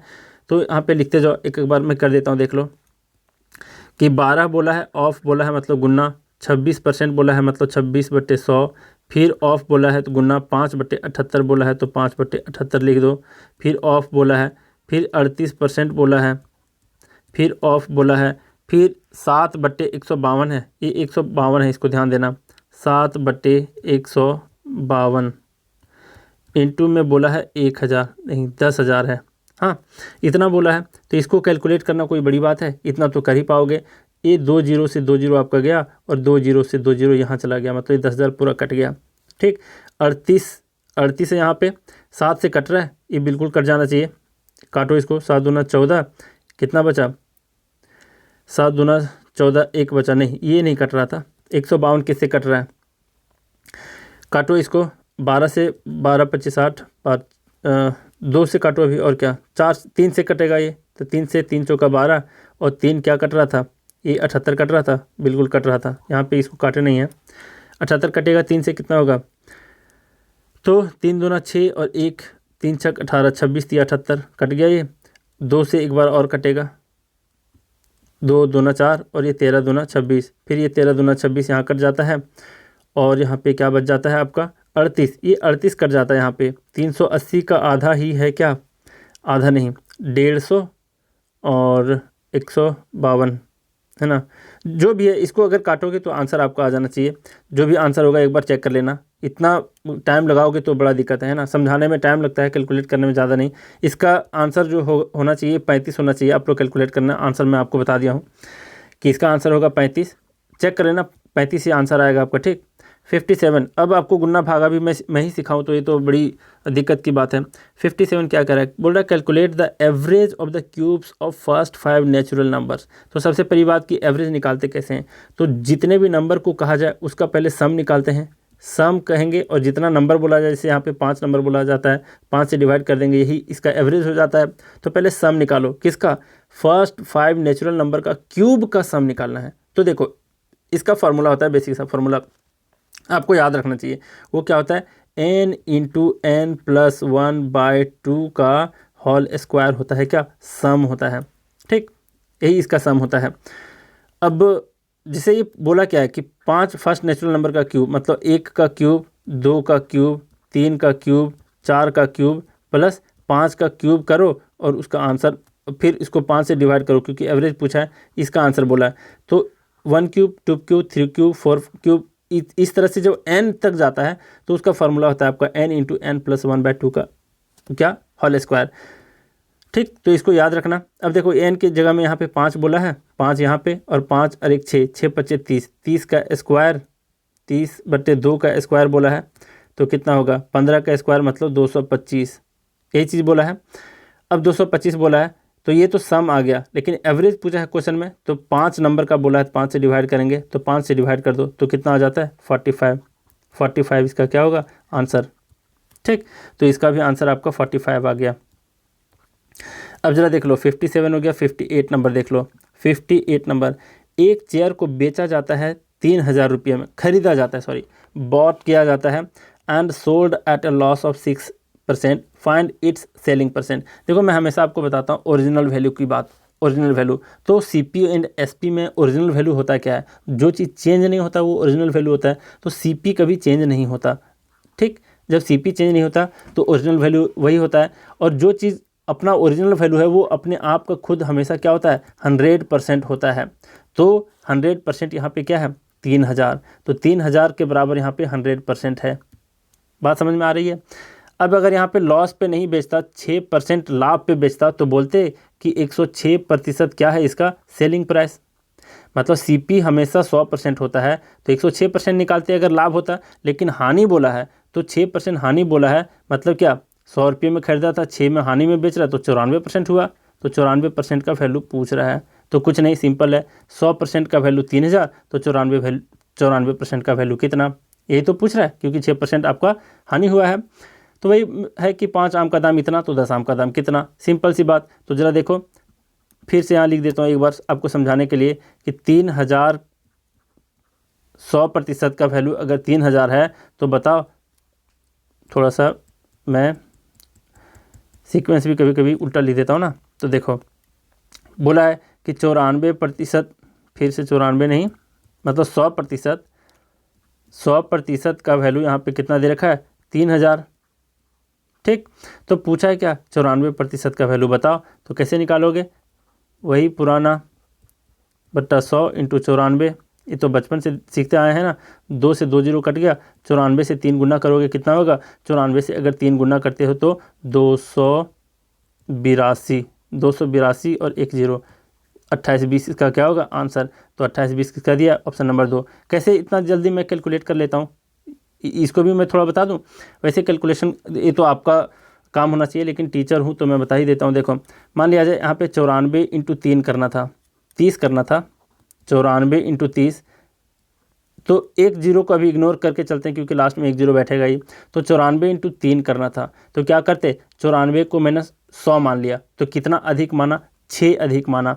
तो अगर 6 अधिक माना तो यहाँ पे 100 हो जाता, 100 को 300 से गुना करते, तो 3 से गुना करते तो 300 आता। 6 पहले क्या किया था ज़्यादा कर दिया था, तो 6 इस बार क्या करना पड़ेगा घटाना पड़ेगा। तो 6 को 3 से क्या करते हैं माइनस करते हैं, तो 18 माइनस करेंगे, तो 300 में 18 माइनस करते हैं। तो ये तो चीज़ तो बता सकते हो ना कि 100 में 18 जाएगा तो 82 होगा, ये तो बता सकते थे। 300 था तो 282 होता, और 1 जीरो लास्ट का था तो 2820 हो जाता आंसर। फास्ट कैलकुलेशन करना कुछ नहीं है, प्रैक्टिस का खेल है, जितना प्रैक्टिस करोगे उतना जल्दी काम हो जाएगा। अब बात यहाँ पे फिर से एक बार दोहरा देता हूँ कि 300 सीपी था, किसी चीज़ का भी वैल्यू सीपी जो होता है 100% ही होता है, तो 100% का वैल्यू दे रखा है इतना। 6% हानि में बेचा है, मतलब वो 94% में ही बेचा है। तो बोला है कि 100% का वैल्यू 300, तो 94% का वैल्यू कितना, तो 300 नहीं 3000, तो 100% का वैल्यू 3000, तो 94% का वैल्यू कितना, तो 3000/100, 100 इंटू 94 ऐसे कर देते। बस इतना आपको करना था एग्जाम में और कुछ नहीं करना था, सीधा 3000/100 करना, 94 करना, आंसर सीधा लगा देना 282 में 1 जीरो। ठीक है, बहुत ज़्यादा मेहनत की बात नहीं है। अब है आपका क्वेश्चन नंबर 59। ये क्या कह रहा है ये ज़रा देखो। कह रहा है what would be the compound interest on 3200 at 25% per annum for 3 years. 3 साल के लिए 25% के रेट पे कंपाउंड इंटरेस्ट 3200 पे क्या होगा, ये पूछ रहा है क्वेश्चन। इसको मैं डिटेल से नहीं बताऊंगा क्योंकि इसके सारे कॉन्सेप्ट को मैं बता दिया हूँ सेट नंबर 1 में। तो सेट नंबर 1 में जा कर के कंपाउंड इंटरेस्ट का क्वेश्चन जा कर के ढूंढ लो, तीन तीन तरीके से बताया हूँ। इसमें मैं बेस्ट बताऊँगा कि क्या यूज़ आपको करने हैं एग्ज़ाम में। तो मैं क्या बताया था कि 3 साल के लिए अगर रहे तो 3 साल के लिए रेशियो क्या याद रखने हैं, 3:2, 3:1, यही याद रखने हैं। अब ज़रा देखो 25% का क्या मतलब होता है, 1/4। तो बताओ 3200 का 1/4 क्या होगा, 800। 800 का 32 होता है, तो इसके ऊपर आपको 800 लिख देना है। फिर से इस 800 जो 800 आया है, इस 800 का फिर 25% निकालो, मतलब 1/4 निकालो, तो कितना होगा 200। करेक्ट। तो फिर इस 3 के ऊपर लिख दो ये वाला 200, और फिर इस 200 का अब निकालो 25%। 25% मतलब 1/4, तो फिर 50 आएगा, तो 50 लिख दो इसके ऊपर। इन तीनों को गुना करके जोड़ दो, मतलब 8 या 2400 हुआ, यहाँ पे हुआ 2 या 600 हुआ, यहाँ पे हुआ 50 एकम 50 है। अब ये तीनों को क्या करना है, जोड़ देना है। 24 6 3050, 3050 आपका कंपाउंड इंटरेस्ट हो जाएगा कितने दिनों में, 3 साल में। यही आपका आंसर है, ऑप्शन नंबर 3। ठीक, तो ये वाला रेशियो वाला मेथड सबसे बेस्ट मेथड है, इसको ही फॉलो करना आप लोग। ज़्यादातर क्वेश्चन में यही सबसे ज़्यादा यूज़फुल होता है। अब जरा देख लो 60 नंबर क्या है आपका। कह रहा the average of 3 friends is 23 years even if the age of 4th friend is added. मतलब चौथे दोस्त को ऐड करने के बावजूद भी क्या रहता है, एवरेज सेम रहता है, मतलब पहले जैसा ही रहता है। पहले 23 था तो अब भी 23 है। तो what is the age of the 4th friend, तो चौथे फ्रेंड जो हुआ है उसका एग्जैक्ट एज क्या होता है। देखो इसका मैं शॉर्टकट भी बताऊंगा आपको, ताकि एग्ज़ाम में आपको इसको देख करके सीधा टिक मारना है, कुछ भी एफर्ट अपने तरफ से नहीं लगाना है, पेन को भी नहीं छूना, पेपर को भी बर्बाद नहीं करना है। ठीक, सीधा आंसर मार देना है। लेकिन पहले एवरेज निकालने के ये समझो कि कैसे निकाला जाता है। ऐसे क्वेश्चन जब भी रहें, एक आदमी ऐड होता है, मतलब ये चौथा फ्रेंड ऐड हुआ है, उसका एज पूछे, या फिर ग्रुप में से एक व्यक्ति छोड़ करके गया हुआ है तो उसका एज पूछे, तो इसको निकालने के लिए एक बहुत ही बेहतर मेथड होता है। वो कैसे होता है ये ज़रा ध्यान से समझना। देखो पहले 3 फ्रेंड थे, बिल्कुल, उसका एवरेज एज क्या था 23। 4 फ्रेंड हो गए, बिल्कुल हो गए, अब भी उसका एज क्या है 23। तो इसका एज घट बढ़ सकता है, यहाँ 23 है, यहाँ 25 भी हो सकता था, फिर कुछ भी हो सकता है।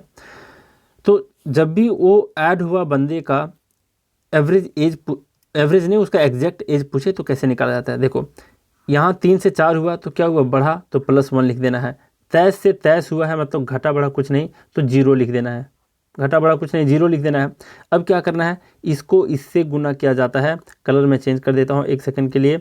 देखो इसको इससे गुना किया जाता है और इससे इसको गुना करके जोड़ दिया जाता है, वही उस व्यक्ति का एज होता है, एग्जैक्ट व्यक्ति जो उसमें इंक्लूड हुआ है। कई बार क्या होता है कि यहाँ पे माइनस आ जाएगा, यहाँ पे जहाँ +1 आया है, जैसे मान लिया जाए कोई व्यक्ति ग्रुप से छोड़ करके जाता तो यहाँ पे माइनस हो जाता, तो भी आपको ज़्यादा टेंशन नहीं लेना था। यहाँ पे -23 था, यहाँ जो कैलकुलेट करके आता उन दोनों को आपस में माइनस कर देते, वही उसका आंसर हो जाता। ठीक है, तो आपको ज़्यादा टेंशन नहीं। अगर आंसर में आता है आपका माइनस, तो माइनस का मतलब होता है क्या, माइनस का मतलब होता है कि कोई व्यक्ति छोड़ के गया हुआ है। तो इस चीज़ को आप लोग ध्यान में रखना। तो बताओ इसको गुना किए तो 3 और 0 को गुना किए तो कितना हुआ 0, और फिर 23 एकम 23 इन दोनों को गुना किए तो 23 हुआ। तो 23 और 0 को जोड़ेंगे तो 23 साल आंसर हो जाएगा, यही इसका आंसर होगा। इस तरीके से एवरेज जो व्यक्ति छोड़ करके जाता है, फिर जो व्यक्ति एक्स्ट्रा इंक्लूड होता है उसका एज निकालने बोले तो यही मेथड को आपको फॉलो करना है। आप वीडियो को बैक करके फिर से देख सकते हो, नहीं समझ में आई बात तो। अब जरा बात करते हैं कि इस क्वेश्चन को देखते ही कैसे मारना है। देखो एवरेज में एक छोटा सा कॉन्सेप्ट है कि जब भी पहला जो एवरेज था, मतलब यहाँ 23 था, कोई व्यक्ति ऐड हुआ है या फिर कोई व्यक्ति छोड़ के गया है, उसके बावजूद भी अगर एवरेज वही रहता है 23 ही, बात को समझो, जब भी कुछ जोड़ा जाए या फिर घटाया जाए और एवरेज पुराने के जैसा ही रहे, तो जो भी व्यक्ति छोड़ा है या जो भी व्यक्ति यहाँ पे ऐड हुआ है उसका एज वही होता है जो एवरेज होता है। लेकिन दोनों बार क्या होना चाहिए, एवरेज का सेम होना चाहिए। तो सेम है तो सेम ही इसका आंसर होगा 23 ईयर्स। इस चीज़ को गांठ बांध लो दिमाग में, आपको पेपर पेन इसमें यूज ही नहीं करने थे। ठीक, अब जरा देखो 61 नंबर क्या कह रहा है ये। कह रहा है कि the cost price of an item is 2/3 of its selling price. Cost price is का मतलब मैथ में क्या होता है, इक्वल, इज 2/3 ऐसे लिखते हैं, ऑफ किसका, सेलिंग प्राइस का, तो यहाँ पे पूछा क्या है कि लॉस और गेन परसेंट आपको बताने हैं कि कितना होगा। अब जरा देखो CP और SP का रेशियो निकाल दो। ये यहाँ पे गुना में है तो यहाँ पे ले आओ, भागम हो गया, ये खत्म हो गया इसका कहानी। अब बताओ खरीदा था कोई चीज़, कॉस्ट प्राइस था 2 में, बेच दिया 3 में, तो कितने का फ़ायदा हुआ है? 2 में खरीदा था, 3 में बेचा, तो 1 का फ़ायदा हुआ है। बिल्कुल परसेंटेज निकालना है ना प्रॉफिट का, तो कितना परसेंटेज हुआ? 1 का प्रॉफिट हुआ तो प्रॉफिट ऊपर रखेंगे, नीचे ओरिजिनल वैल्यू रखा जाता है, मतलब CP कितना है यहाँ पे 2 है, CP के सामने 2 है तो 2 रखेंगे। 1/2 का मतलब होता ही क्या है 50%, है ना। हाफ बोलते हैं 50-50, मतलब हाफ, तो हाफ का मतलब 50%। आप फिर 100 से गुना कर दो तो इसका आंसर 50% आंसर निकल जाएगा। आंसर इसका ऑप्शन नंबर 2 होगा। अब जरा देखो यहाँ पे कह रहा है क्या कि गिवन फिगर में बोला है कि एक स्ट्रेट लाइन आपका AB है, दूसरा स्ट्रेट लाइन आपका CD है, आपस में इंटरसेक्ट किया है। इस लैम्बडा का वैल्यू यहाँ पे दिया है कि ये न्यू है। ये न्यू का मतलब होता है जो भी होता है, इसके बारे में नहीं जानना डिटेल। देखो इसका भी वैल्यू, लैम्बडा का भी वैल्यू बोला है कि 3 न्यू है, और इसका भी बोला है कि ये वैल्यू न्यू है, दिया हुआ है क्वेश्चन में। तो बोला है कि इस न्यू का वैल्यू बताना है आपको, है ना। इस लैम्बडा का वैल्यू यहाँ पे 3 न्यू दिया हुआ है, तो वही लिखे हैं। अब बताओ एक स्ट्रेट लाइन पे जब भी कोई पॉइंट लोगे यहाँ पे, तो इसका जो टोटल एंगल होता है उसका सम कितना होता है 180। तो 3 लैम्बडा है यहाँ पे, 3 लैम्बडा प्लस लैम्बडा नहीं न्यू, और फिर आपका एक और न्यू, दोनों को जोड़ेंगे 180 होगा। तो 4 न्यू का वैल्यू 180, तो सिर्फ न्यू का वैल्यू कितना 45 डिग्री। तो इसका आंसर आपका 45 डिग्री ऑप्शन हो जाएगा 2nd नंबर। ठीक, अब जरा देखो 63 नंबर कह रहा है कि A B दोनों मिल करके काम कर रहे हैं। देखो इसका एक मैं शॉर्ट अच्छा तरीका भी बताया था कैसे निकालने हैं, लेकिन कब निकाला था जब A B दोनों मिल के काम करें, वही चीज़ पूछना होता तो बताया था। यहाँ भी उसी को यूज़ करेंगे। कैसे यूज़ करेंगे? वहाँ था कि अगर दोनों मिल करके काम करता है तो क्या करेंगे, उसको अगर निकालने बोलता है कि दोनों मिल करके कितने दिनों में काम करेगा, तो A × B is divided by A + B करते थे। अगर किसी सिंगल का पूछे तो यहाँ पे प्लस के जगह में माइनस कर देना सिर्फ, और कुछ नहीं करना है। कहने का क्या मतलब है, दोनों मिलकर 18 दिन में कर रहा है, 18 लिख दो, इंटू लिख दो। कोई उसमें से एक 36 दिन में कर रहा है, 36 लिख दो। फिर नीचे में जिसका भी अलोन पूछे उसको माइनस करके लिख देना है, मतलब 36 में 18 माइनस करोगे कितना होगा 18। तो 18 से 18 गया, कितना हो गया 36 डे। मतलब जो B था अलोन जिसका पूछा गया था वो कितने दिन में करता, वो 36 दिन में काम करता। ऑप्शन नंबर 3 इसका आंसर हो गया। ठीक, तो इसको थोड़ा सा आपको याद रखना था। देखो नेक्स्ट क्या कह रहा है 64 number, a man covered a distance of 12 kilometre in 90 minutes. 90 minute का क्या मतलब 1.5 घंटा, है ना। यहाँ पे आवर में दे रखा है समय, इसलिए मैं घंटे में उसको चेंज कर लिया।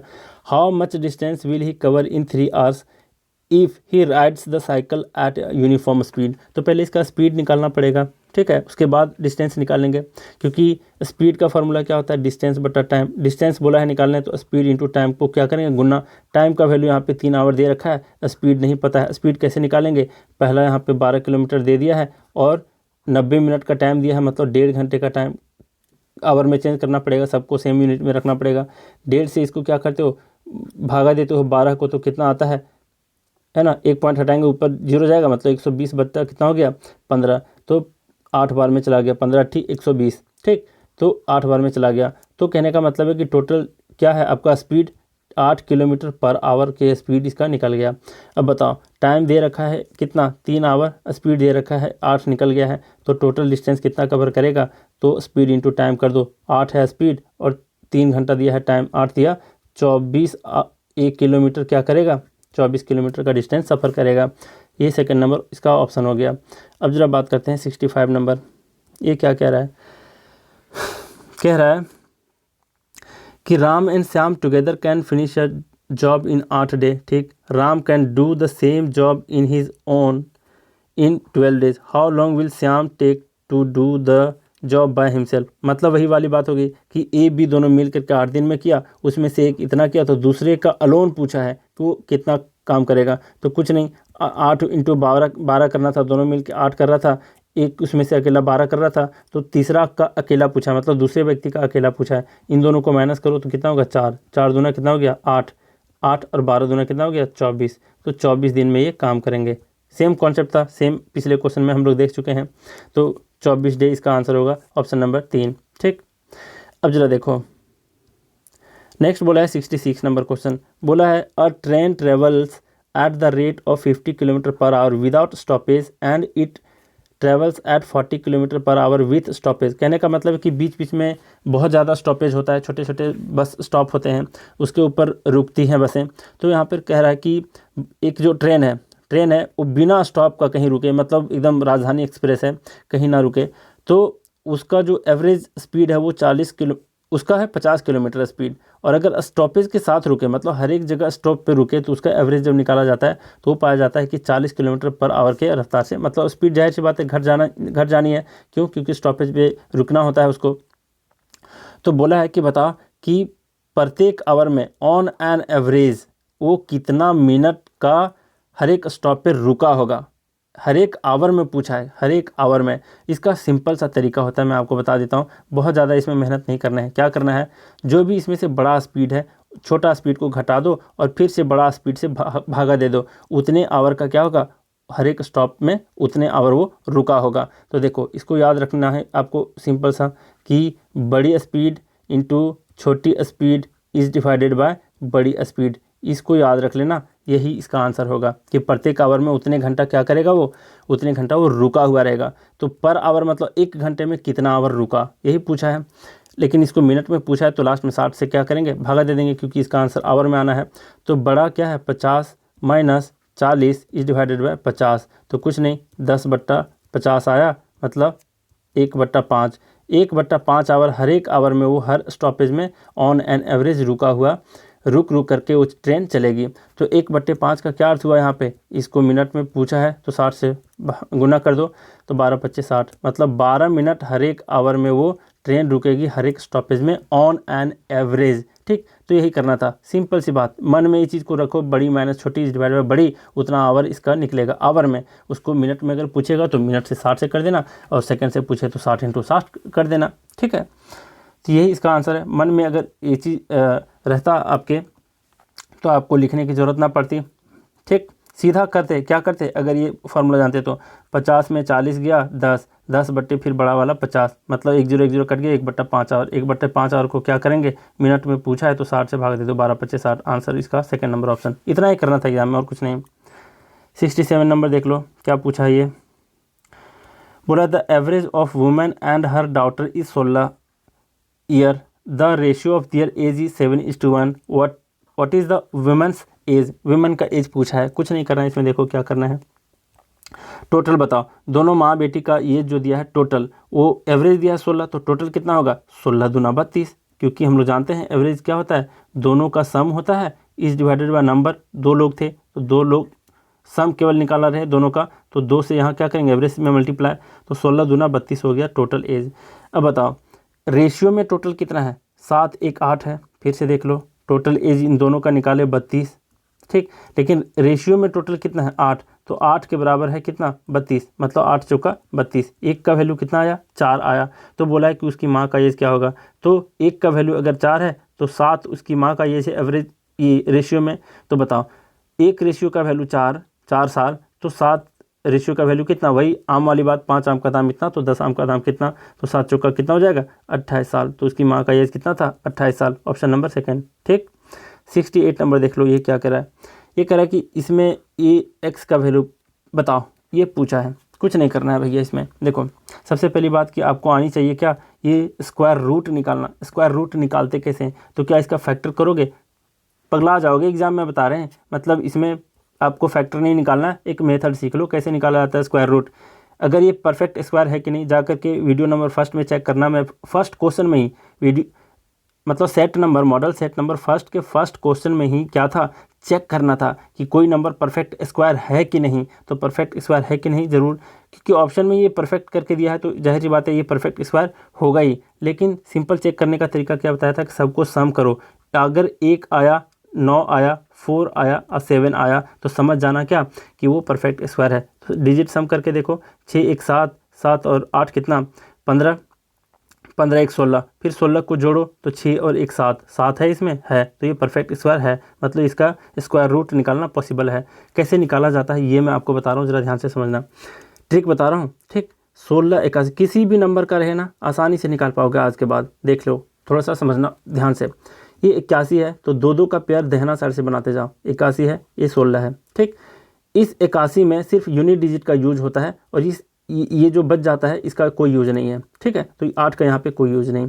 बताओ एक जो है किसके किसके स्क्वायर के नंबर में आता है, तो 1 का स्क्वायर करते हैं तो 1 आता है और 9 का स्क्वायर करते हैं तो उसके यूनिट डिजिट में भी 1 आता है, वही चेक करना था।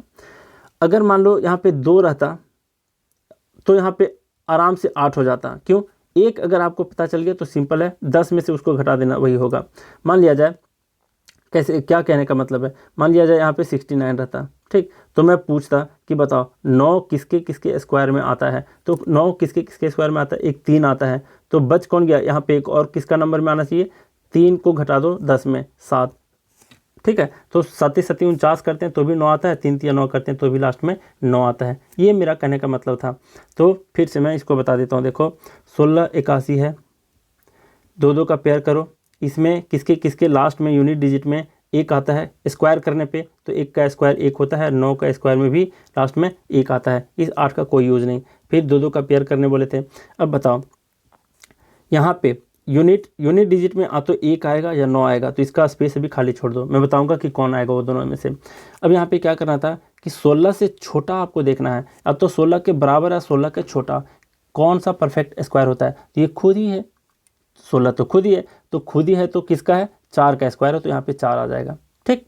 अब यहाँ पे 1 आएगा या 9 आएगा, तो इसके लिए क्या करना पड़ेगा, ये जो आया है आपके 10th डिजिट पे, मतलब दहाई के अंक पे जो आया है 4, इसे क्या करना है, 1 बढ़ा दो, तो 4 से 1 बढ़ाएंगे तो क्या होगा, 4 से 1 बढ़ाएंगे तो 5 होता है, तो उसको गुना करो, तो 4 25 20 करेंगे। अब बताओ 20 से ये 16, ये लास्ट वाला 16 बड़ा है या छोटा है, छोटा है, तो इन दोनों में से 1 में और 9 में से छोटा वाला आएगा, तो कौन है छोटा, 9 और 1 में 1, तो इसका आंसर होगा क्या, 41।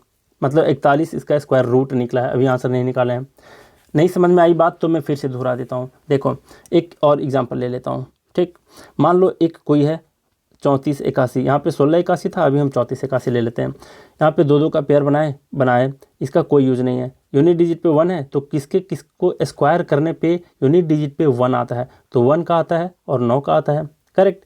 अब बताओ यहाँ पे ये यूनिट डिजिट पे 1 बैठेगा या 9 बैठेगा, इन दोनों में से एक डिसाइड कब करेंगे, लास्ट में। अब बताओ इस यहाँ पे क्या बैठेगा, 34 से छोटा कौन सा परफेक्ट स्क्वायर है, 4 चौका 16, 5 25, 6 छक 36 करते हैं तो 34 से बड़ा हो जाता है, इसलिए 6 नहीं आएगा, कौन आएगा, 5 25, इससे छोटा है, तो यहाँ पे 5 आएगा। अब यहाँ पे कौन नंबर आएगा, ये डिसाइड करने के लिए क्या करते हैं, इससे 1 नंबर बढ़ा दो, तो 5 से 1 बढ़ा दिए 6, दोनों को गुना करो 30, तो बताओ 30 से ये वाला संख्या, ये वाला संख्या बड़ा है या छोटा है, तो 30 से बड़ा है, ठीक। तो बड़ा है तो ये 1 और 9 में से बड़ा वाला आएगा, तो बड़ा कौन है, 9, तो ये 59 का क्या होता है, स्क्वायर होता है 34 81। बात को समझ गए, वीडियो को देख लेना बार बार ताकि आपको सारे कॉन्सेप्ट पता चल जाए। अगर अगले बार फिर से कोई वीडियो में आता है स्क्वायर रूट निकालने के लिए, मैं नहीं बताऊँगा क्योंकि इस बार मैं यहाँ पर बता दिया हूँ। अब देखो यहाँ पर बोला था तो यहाँ पर क्वेश्चन मार्क है, प्लस क्या है 28 है। अब बताओ इसका स्क्वायर रूट तो निकाल चुके, तो कितना आया था, 41 आया था, बिल्कुल आया था। फिर से इसको यहाँ क्वेश्चन लिखो, ये प्लस 28 है, इधर जाएगा माइनस में होगा, तो माइनस निकालेंगे तो कितना होगा, 28 में 41 में 28 जाएगा तो कितना जाएगा, ये 12 और 1 13 होगा, जो भी है देख लो, 13 ही है, हाँ 13 ही होगा। अब बताओ इस क्वेश्चन मार्क के बदले क्या होगा, तो स्क्वायर हटाने के लिए क्या किया जाता है, दोनों साइड स्क्वायर किया जाता है, ये स्क्वायर रूट हटाने के लिए, तो दोनों साइड स्क्वायर करते हैं तो वो चीज़ हट जाएगा, तो यहाँ पे सिर्फ क्वेश्चन मार्क बचेगा। 13 का अगर फिर से हम स्क्वायर करेंगे तो कितना होगा, 169, तो इसका आंसर कितना होगा, 169, ऑप्शन नंबर 4 इसका आंसर है, ठीक। कोई दिक्कत नहीं होनी चाहिए यहाँ तक। अब 69 नंबर को तो मैं बता दिया हूँ ना, क्वेश्चन नंबर 46 बताया था शायद, 46 या 47 जा करके चेक कर लेना, दो मेथड से बताया हूँ बहुत अच्छे तरीके से, तो इसको बताने की ज़रूरत नहीं है।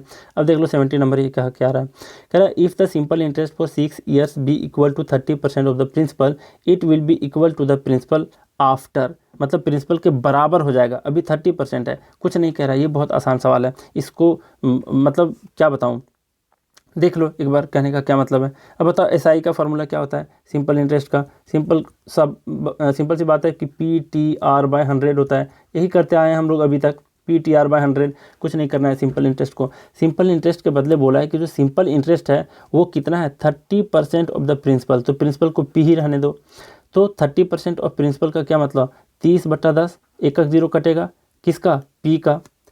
ठीक, यहाँ पे ये सिंपल इंटरेस्ट बोला था। इज है ना, तो इक्वल B इक्वल, यही तो बोला है किसका P इंटू टी का वैल्यू क्या दे रखा है 6 साल, 6 साल पुट कर दिए। R का वैल्यू यहाँ से निकाल लेते हैं। ठीक, R का वैल्यू निकाल लेते हैं। P से P चला गया और बताओ क्या जाएगा, ये 3 दूना 6 चला जाएगा और यहाँ पे 50 चला जाएगा, है ना, 2 बार में कट जाएगा। तो R का वैल्यू यहाँ पे क्या है, एक जीरो यहाँ भी था ना जी, तो एक जीरो इसका भी कट जाएगा। तो R का वैल्यू एक तरह से कितना आ जाता है 5%। कोई इशू नहीं, R का वैल्यू यहाँ पे 5% है। अब क्या बोला है, वो बोला है कि प्रिंसिपल के बराबर होने में कितना वक्त लगेगा, प्रिंसिपल के बराबर होने में। तो एक बात बताओ, प्रिंसिपल हमेशा 100% होता है, वैसे भी निकाल सकते हो, नहीं अगर पता तो मैं बता देता हूँ। देखो PT/100 होता है SI का फॉर्मूला। अब SI बोला है कि उसको कितना होना है, प्रिंसिपल के बराबर होना है, तो कितना वक्त लगाएगा। तो बताओ SI की जगह में हम लोग P लिख सकते हैं क्योंकि प्रिंसिपल को P मान रखे हैं, फिर इधर भी P है। टाइम पूछा है तो टाइम निकालना है। R का अभी वैल्यू निकाले 5%, तो 5/100 हो जाएगा, कोई इशू कोई नहीं। यहाँ पे P से P चला गया क्योंकि ये इधर गुना में इधर आएगा तो भागा में कट जाएगा। अब बताओ यहाँ पे 20 25 100, 20 से कट गया। अब T का वैल्यू कितना आ गया 20, इधर जाएगा तो गुना में होगा, तो T का वैल्यू 20, मतलब 20 साल के बाद वो सिंपल इंटरेस्ट प्रिंसिपल के बराबर हो जाएगा। तो इसका आंसर 20 ईयर्स था, ऑप्शन नंबर सेकंड। सारे क्वेश्चन को अच्छे से डील किया हूँ, पता नहीं आप लोग मेहनत कर रहे हो नहीं या फिर सिर्फ मुझे ही मेहनत करवा रहे हो। खैर मेरे जितने भी पुराने स्टूडेंट हैं रांची के, जिसको मैं पढ़ा चुका हूँ, वे तो बहुत खुश होंगे कि सर के पास जाने की ज़रूरत नहीं है, अब तो बार बार रिवाइज करो भाई वीडियो से देख देख करके। वैसे मैं एक बार तो बहुत ज़्यादा कंप्लीट करा दिया हूँ, उन लोग भी बहुत खुश होंगे। और लास्ट में बता दूं, इस वीडियो को लाइक करना यार, बहुत ज़्यादा मेहनत करता हूँ, मतलब एक वीडियो को बनाने में कितना मेहनत है आप लोग को नहीं अंदाज़ा है इसके लिए। और जिनको भी मुझसे पर्सनल गाइडेंस लेने हैं बड़े बड़े एग्जाम्स की तैयारी करने के लिए, वोकैबुलरी बिल्डिंग अगर करना है, तो इस पर व्हाट्सअप करो। Trigeetam 4am club Telegram group है, वहाँ पे ऐड हो जाओ। मैं इस जो PDF है इसका वहीं पे अपलोड कर दूंगा। तो चलो आज का क्लास हम लोग यहीं रैप अप करते हैं। Thank you very much.